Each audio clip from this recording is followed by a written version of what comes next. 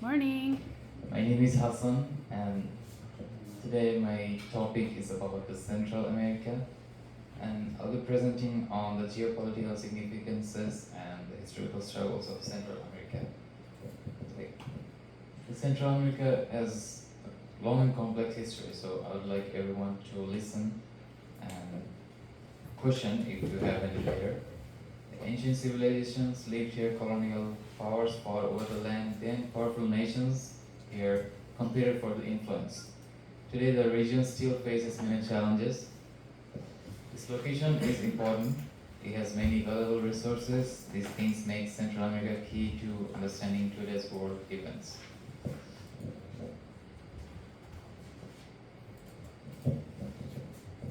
Okay, let's start with the early roots, ancient roots and colonial foundations. Central America was once home to advanced indigenous civilizations, especially the Maya, whose cities were spanned with modern Guatemala, Honduras, and Belize. They developed sophisticated systems of writing, astronomy, and agriculture. In the 16th century, the Spanish conquest changed everything. Spain established the Captaincy General of Guatemala, ruling most of the region for over 300 years. One interesting exception was Belize, which remained under British control and only gained independence in 1981. That's why Belize today has a distinct English-speaking and Caribbean identity compared to its Spanish-speaking neighbors. So today, Belize has only the highest number of English speakers rather than the other nations around here. The Central American Federation. After independence from Spain in 1821, the region tried to stay united as the United Provinces of Central America. This federation aimed to control Costa Rica, El Salvador, Guatemala, Honduras, and Nicaragua in one nation. Unfortunately, internal rivalries, local power struggles, and differences in political vision led to the federation collapse by 1838. This early failure to unite became a pattern, one that still affects regional politics today, where countries often face the same problems but struggle to cooperate effectively.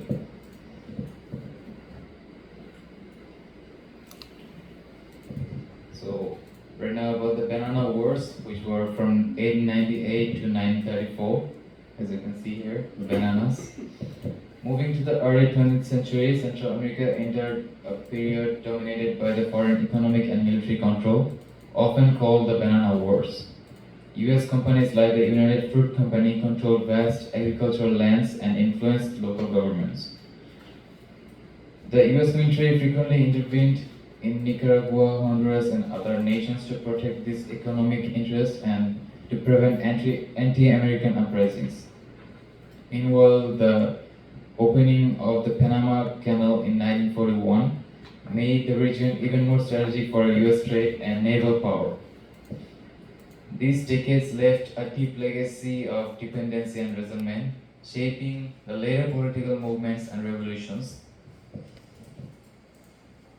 Moving on to the next slide, this is about the Cold War in Central America in the 1980s. The next major turning point came during the Cold War.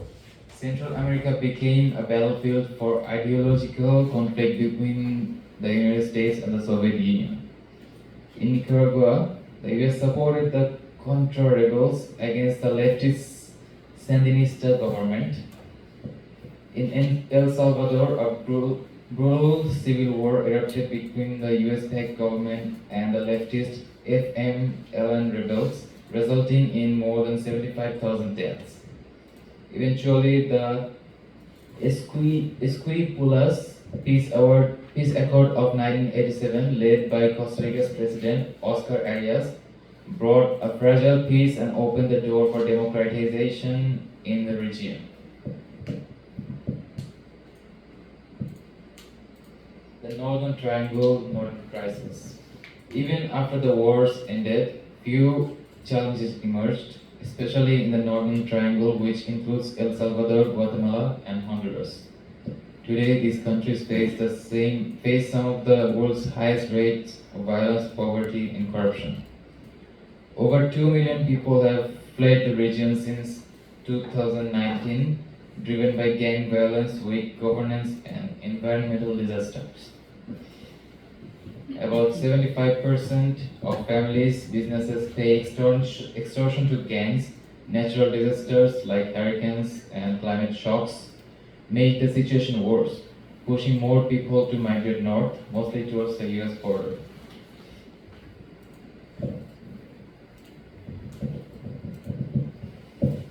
Now let's focus on Panama, one of the region's most geopolitically significant countries. With US help, Panama gained independence from Colombia in 1903, allowing US to build and control the Panama Canal. The canal, which opened in 1914, handles nearly 6% of global trade, which is a lot, making Panama essential to international shipping. Even today, the US maintains strong influence over Panama's economy, politics, and security, though Panama also seeks to diversify its partnerships with other global powers.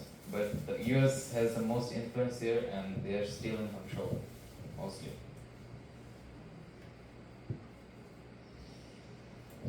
The diverse identities and political landscapes in this region.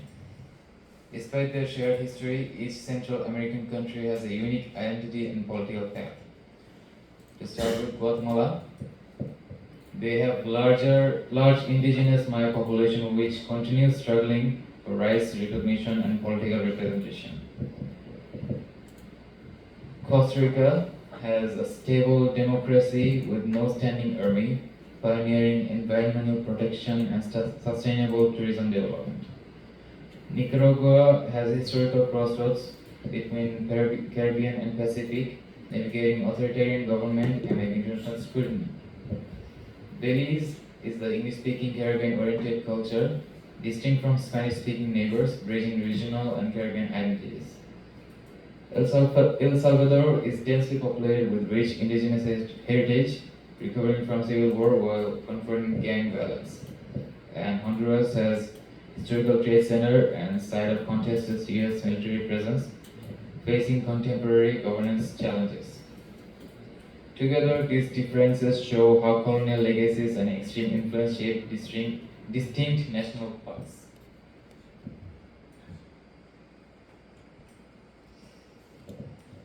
Today, Central America continues to be a strategic battleground, but the players are changing. While the US still wields major influence, China and Russia are now increasing their presence through trade, infrastructure projects, and diplomacy. However, regional cooperation remains weak, with most countries struggling to work together on migration, security, and climate changes. Still, because of its location, trade routes, and national resources, Central America remains vital to global powers, old and new. So, what does this all mean? The story of Central America is one of continuity, where the past continues to shape the present. Its indigenous heritage, colonial exploitation, and foreign interventions have produced deep inequalities and instability. Yet, the region also has immense potential. With stronger regional cooperation and fair international engagement, Central America could turn from a zone of crisis into one of opportunity. Ultimately, how Central America navigates its relationship with the US, China, and among its own nations will not only determine its own future, but also influence global stability. In conclusion, Central America's story is not just a regional one, it's a global one. From ancient civilizations to modern geopolitics, the region remains in the heart of world history and world trade. And thank you very much for listening. Okay, we'll receive the questions all at the end.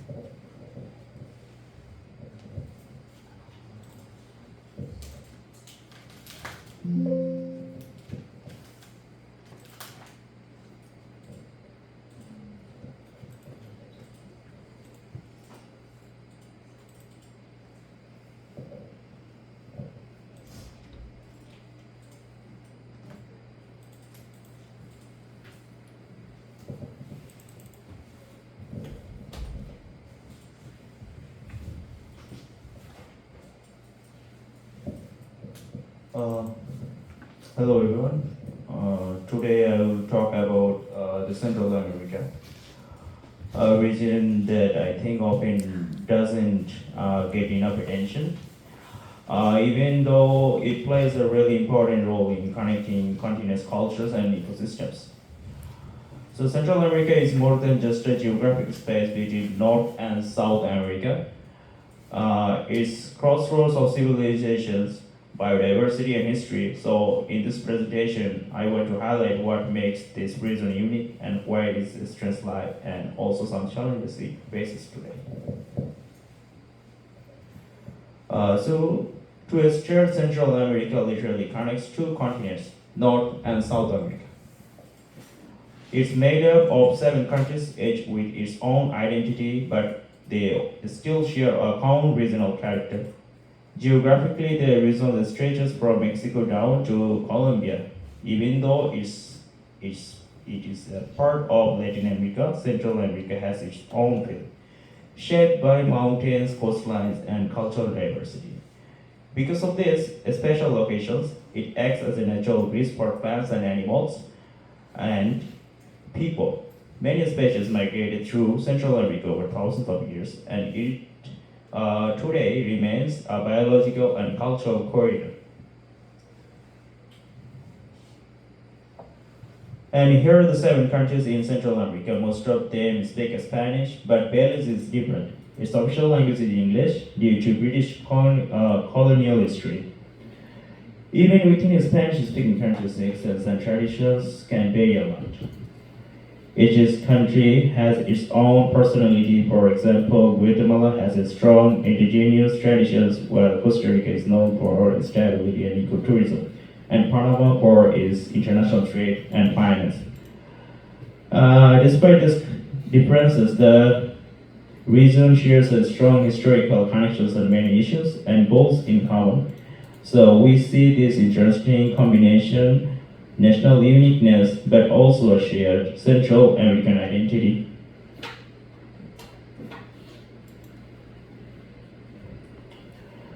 And for the geographically, Central America is incredibly diverse. It's also bordered by the Pacific Ocean on one side and the Caribbean Sea on the other.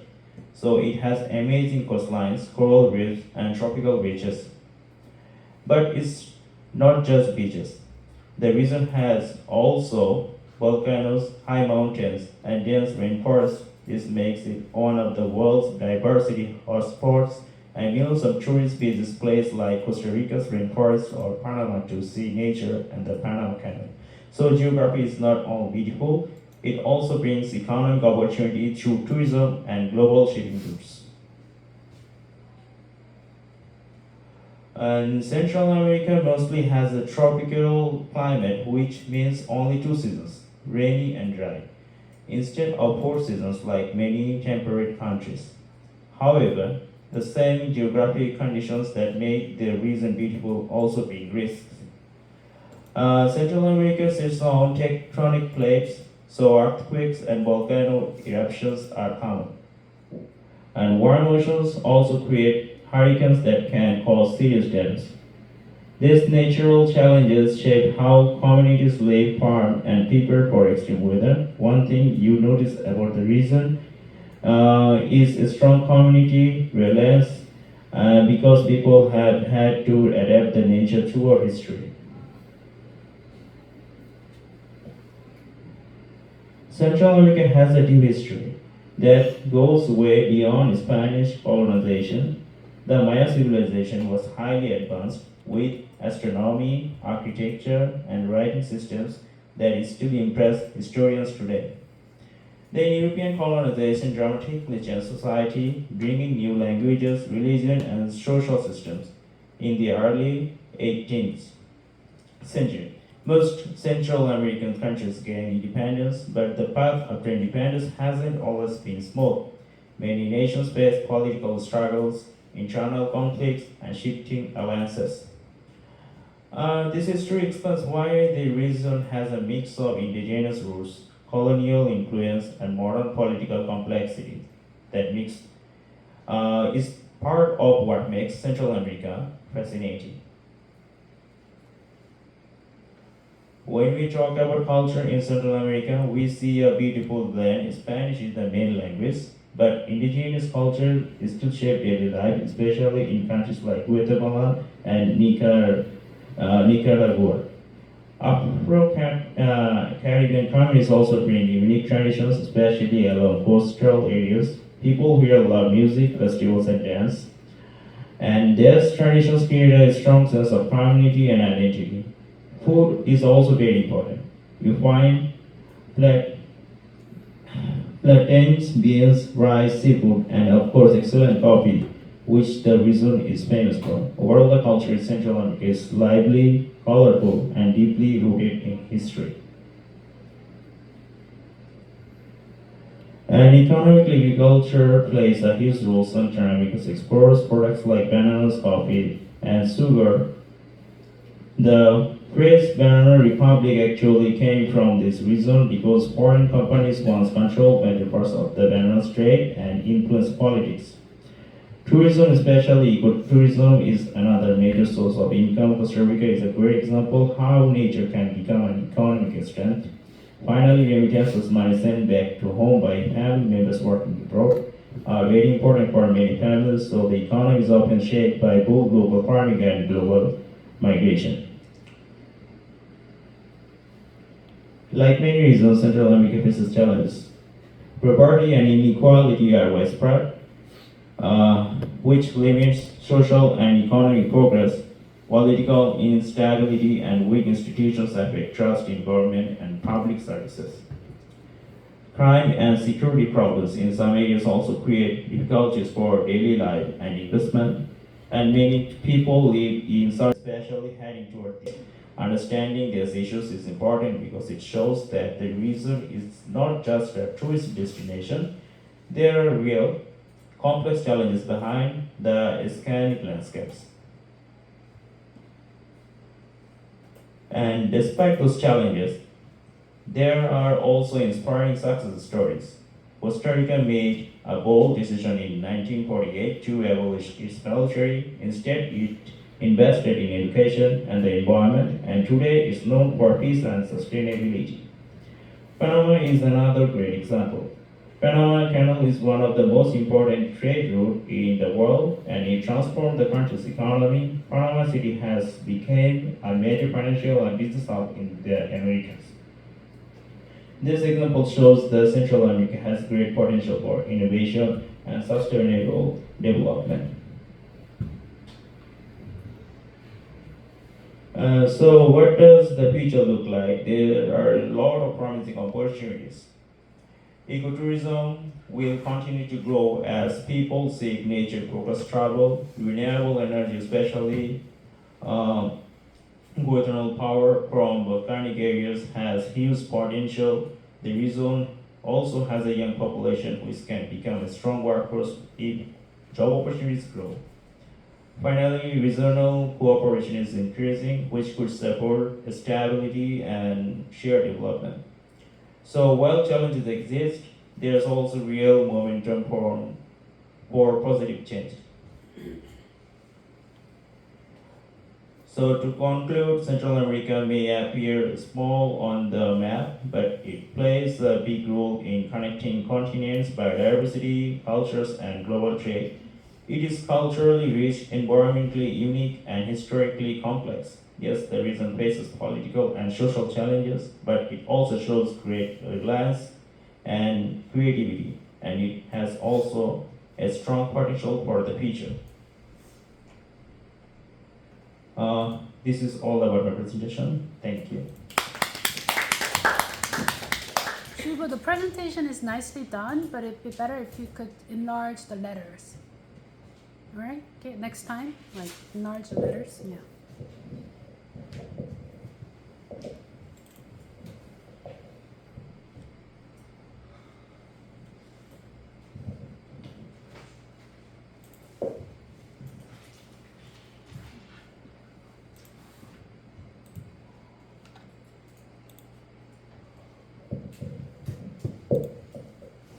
Hello everyone, my name is Naipin Shajat Today my topic is the Cuban Revolution and US Cold War intervention in Central America. I'll talk about the Cuban Revolution today and how it affected the Latin America and how affected the people's lives and how the war actually happened and how USA and Soviet Union that superpowers actually comes and change the whole things. So first of all, after the World War II, the two superpowers led the world, and US with the capitalism and Soviet Union with communism. The Cold War began with both sides tried to spread their ideas. Latin America became important because the US saw it as its own area of control, but poverty and inequality made people support revolutionary and socialist ideas. Actually, the rise of superpowers was as USA was really capitalism things, so they try to import these things in more good way in that region. The Cuban Revolution actually happened in 1959. There was actually Castro versus Batista. Batista was actually the leader in that time in 1959, but the Cuban people are not ideologically thinks that he is the great because he has done money laundering and fraud making things. So Castro, the people really Castro actually comes and allies with figures like Che Guevara lead a guerrilla campaign from the Sierra Maestre Mountains. The movement gained popular support by promising land reform, social justice, and an end to foreign influence. On January 1, 1959, Batista fled and Castro's force took control, fundamentally altering Cuba's political trajectory. In that situation, US reaction, the embargo, Bay of Pigs, and broken ties, three major things happened in the situation in the time. In 1960, economic embargo, the US began imposing severe economic sanctions, cutting off trade and financial transactions. The goal was to stop the Cuban economic and incite internal opposition against Castro. In 1961 diplomatic pact, the US formally stopped all diplomatic relations with Cuba, marking the end of official communications channels and escalating the confrontations.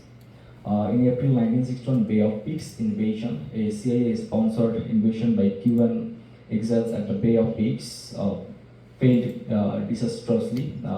This event solidified Castro's power, humiliated the US, and pushed Cuba further into the Soviet orbit. In 1962, Cuban Missile Crisis, the discovery of Soviet nuclear missiles in Cuba brought the world to the brink of the nuclear war. The crisis was resolved through tense negotiation. It cemented of Cuba's role as a Cold War flashpoint. Actually,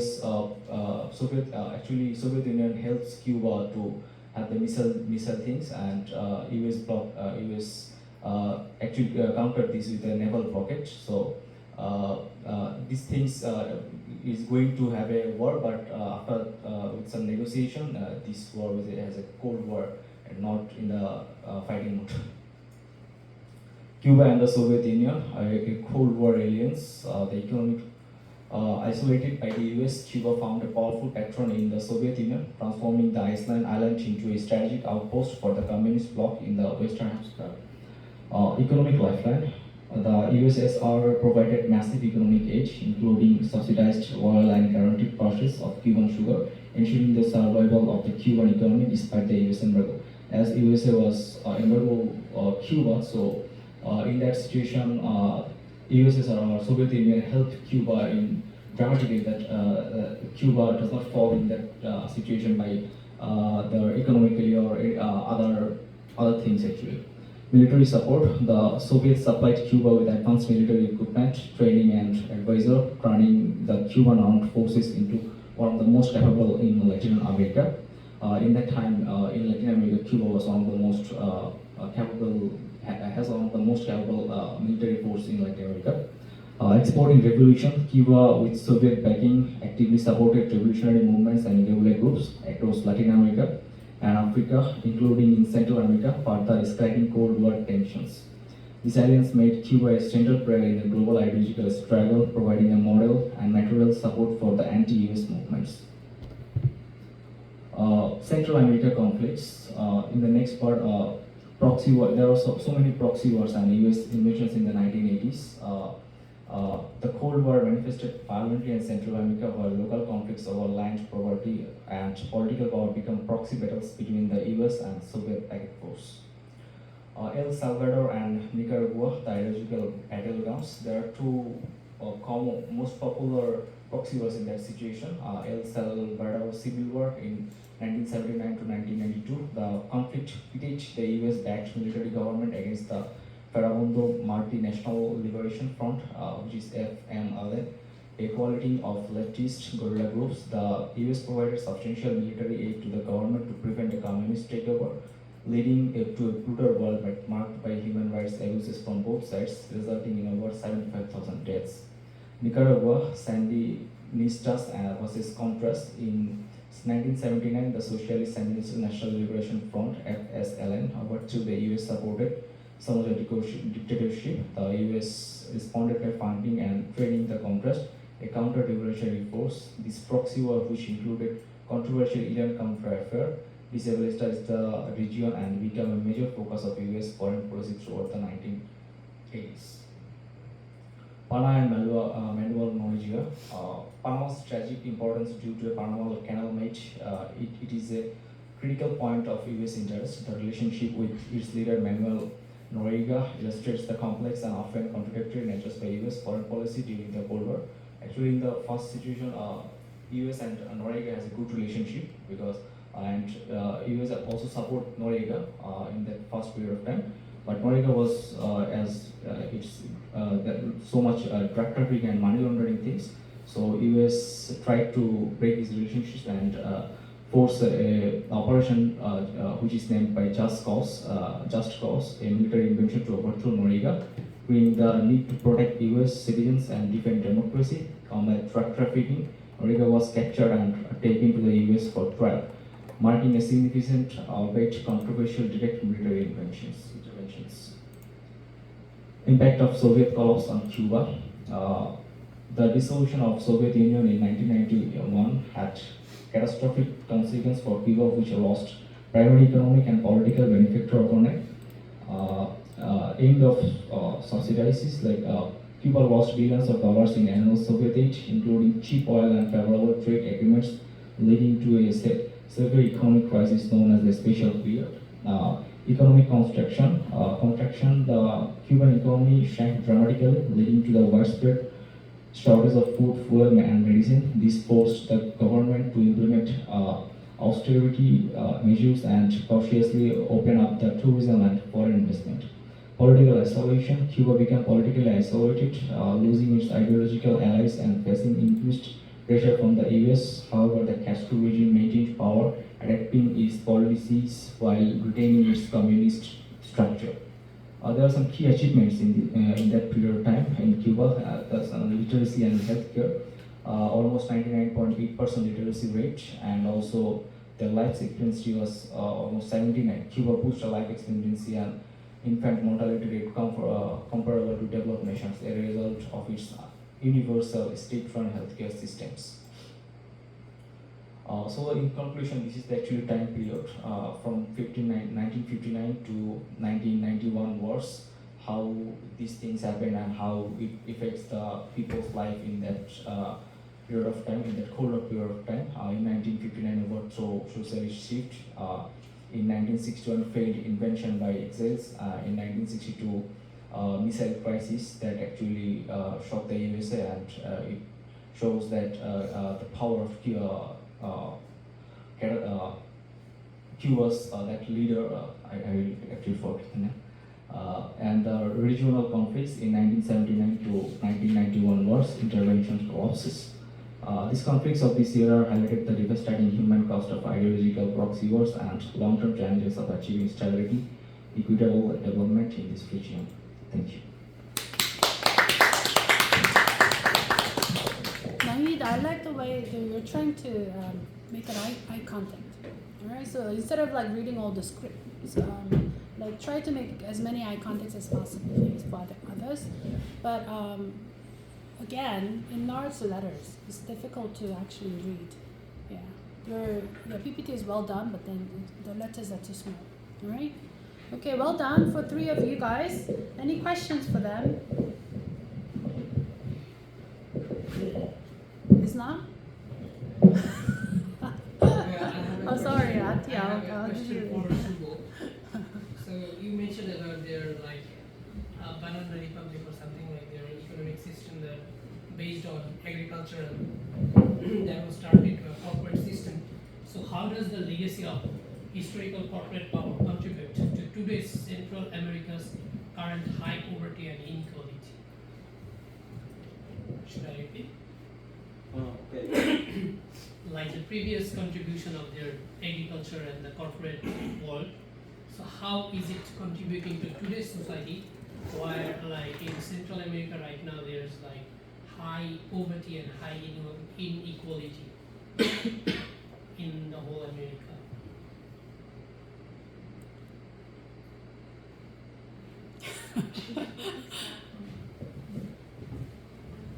Like their economic situation in the whole American region, Central America has the highest poverty and also the inequality in their economic system. So their like corporate part and the historical contribution of their corporate world and agriculture, how it is contributing today. Like, what is contributing to? Can you repeat again? So the Sorry. economic situation of What the was country Panama? in the whole Central Central America, America. how it is contributing today. You can just give one example. I mean, maybe he wants to ask like the previous companies and everything that was contributing to Central America before, and right now in this situation when Central America is like the poorest and has the crime rate over anything. So how is the previous factor contributing still to this current factor as they are still poor? Could you open your PPT?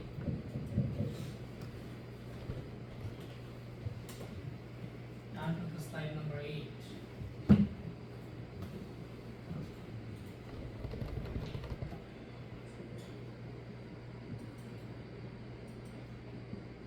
Slide number 8.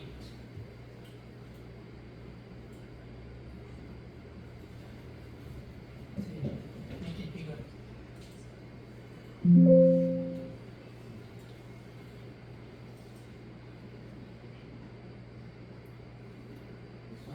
No. This one. So you mentioned that their economy was based on agriculture, tourism, and remittance. So right now they are considered to be the highest facing the highest poverty and inequality in the region. Mm. So how is the economy doing right now to face this kind of difficulties?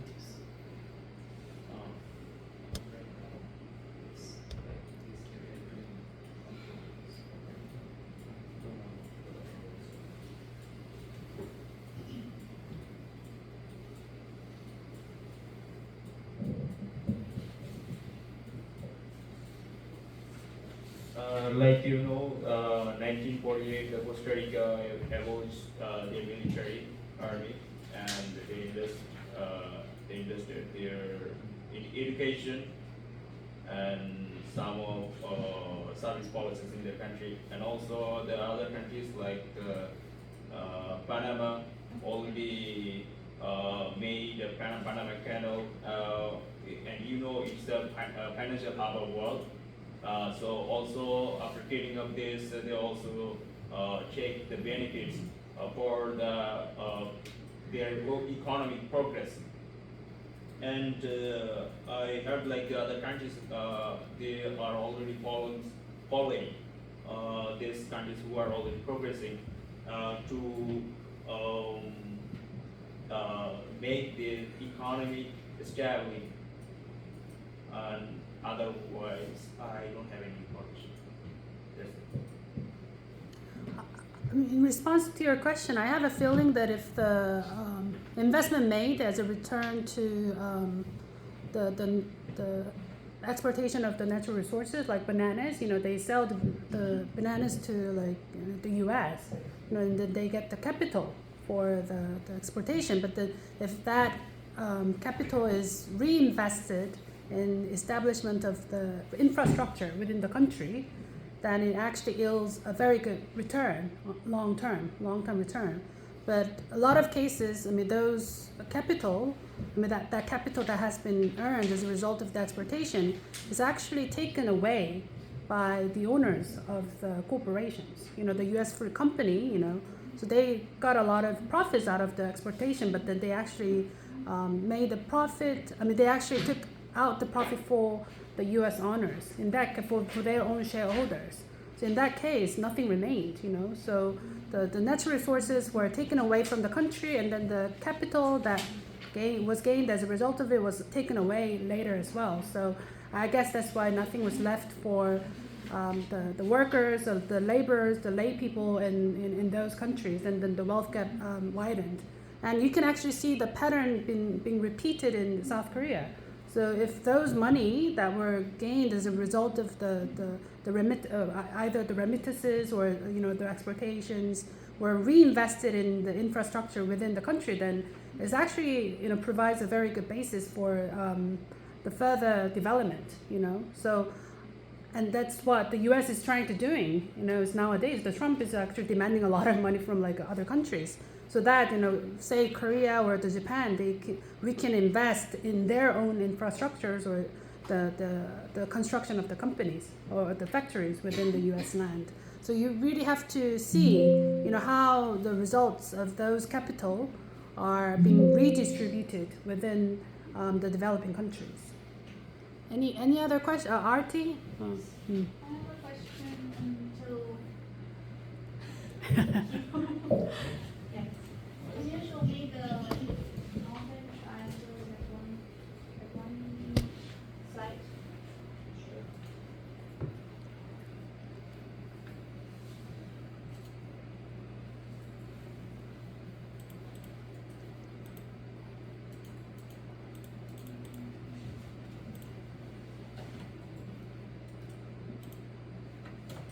Yes, there.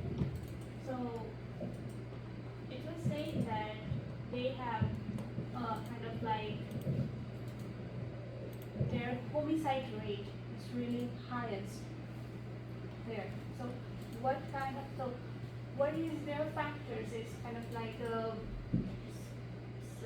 playing that their rate of homicide is so, let's say, high. I think the reason here is poverty.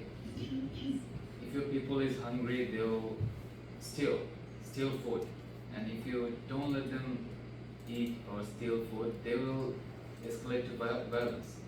And poverty rate is really high. So people there have different means.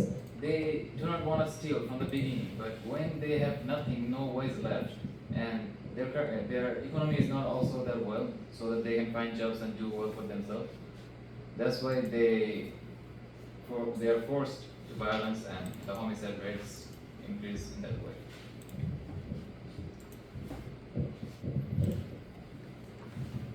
all right. Okay, so my question is to whoever can answer, no matter who. So my question is like Panama Canal. It Yeah. is geographically so vulnerable, geopolitically also. So what could be the most possible alternative for Panama Canal to connect the Pacific Ocean and the other one without the Drake Passage, because it's too long to overcome this route. So what could be the best possible alternative for Panama Canal? And also Panama Canal is like in shortage of water. So what could be the alternative? Actually, it was not in my topic, so Whoever can answer. I think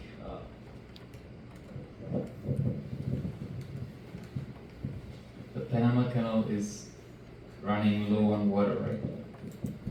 So if that's running low on water, then the trades cannot go that way. But it's still going on because it's profitable. And to find other routes, there would be the cost margins would go higher up. So if there was like a better profitable way, then Panama would be out of business long time ago. I don't think there's any substitute for Panama at this moment. I don't think there will be in the very near future. That's why, like you say, when we have to find a substitute for Panama Canal, I think there are better people for this who would have done this if it was really emergency and if there was any other option, but they couldn't. Like we have seen the evergreen ship crisis, right? In Yes. Suez Canal. It was stuck in Suez Canal for like a week or 2 weeks, and the whole world became so restless because of the prices of products and all. So it is an obvious to find an alternative, and like Turkey is also planning to get a artificial canal to pass by the continents. So don't you think that there is a most possible way they can also build a artificial canal in that region? For artificial thing, Costa Rica, yeah. yeah, for artificial canal, it will take billions, and for one country, not one country, like I don't think Central America is in a position that can afford to open a canal that can reroute the world's trades. The thing you talked about, like the evergreen, the container ship, it was mostly because of the person who was like maintaining it. It was their fault that they got stuck in the midway. So it's not like a common thing that happens every day. It happens rarely. And to open another canal, I don't think Central America could do this by themselves. They would need like many countries' support. Billions would be needed here, and if all the countries they invest in here, they would like to have a better share in this thing. And to have a better share means the Central America would lose control over this. So there would be hostility. Violence might escalate, but the control over shares, it will lead to Central America losing money again, because the more shares any country has, they will have the more money. And Central America, they wouldn't gain anything profitable from this. So it's doable, but it will cost money. You too. Ask Annie one question.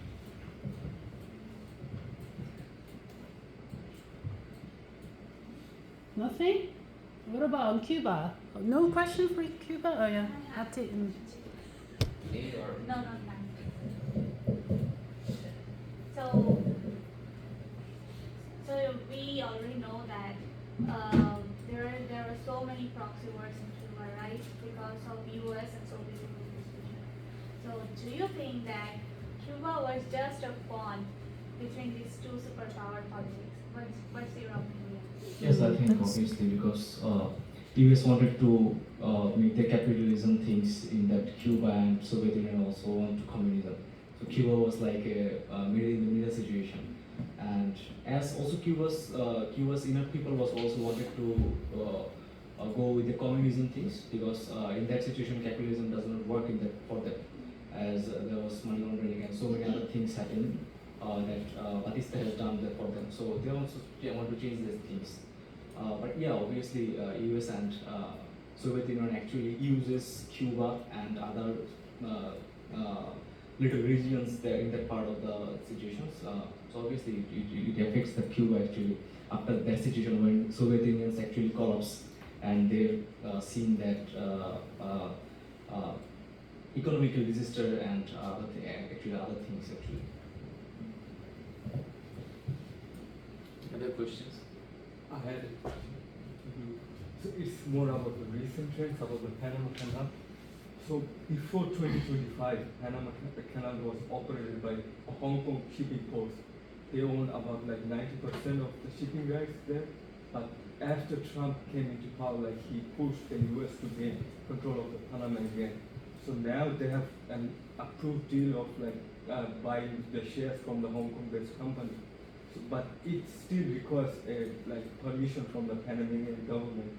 So based on Cuba and other countries, how US and the Soviets, like what do you think the Panama government should do? Like they should agree with the Very US good. or stay with China? Yeah. I think the Panamanian government here is just a pawn at this moment to Donald Trump. Panama is under like we can say it's under his control right now. But to go with China while Trump is still here and he's an enforcer, we can say, Panamanian government will face a lot of trouble and maybe there will be tariffs that will be imposed there and the government will have to pay more so that they can continue their relationship with China because Trump doesn't want China, he's anti-China. So he wants to make America great again, but there's a cost for doing this and I don't know about the exact profits the government is getting from USA and how they were getting from China, but I don't think the government can do anything at this moment rather than going with Trump because it's Central America, it's under America and they have to do what the government says. But they have another option, like you said, there's no substitute for Panama Canal. Like it's important for everyone. Can they use it against the US? Against the US, it's not doable, I guess. They can use it. Everyone can use it. It's worldwide. But against the USA, it's not a good idea for the government to stay within the power of America, but going against it is not a good solution or a good alternative. It should just remain in the US. I think that's their only option at this moment. They cannot do anything else. All right. Any other questions? All right. Well done, guys.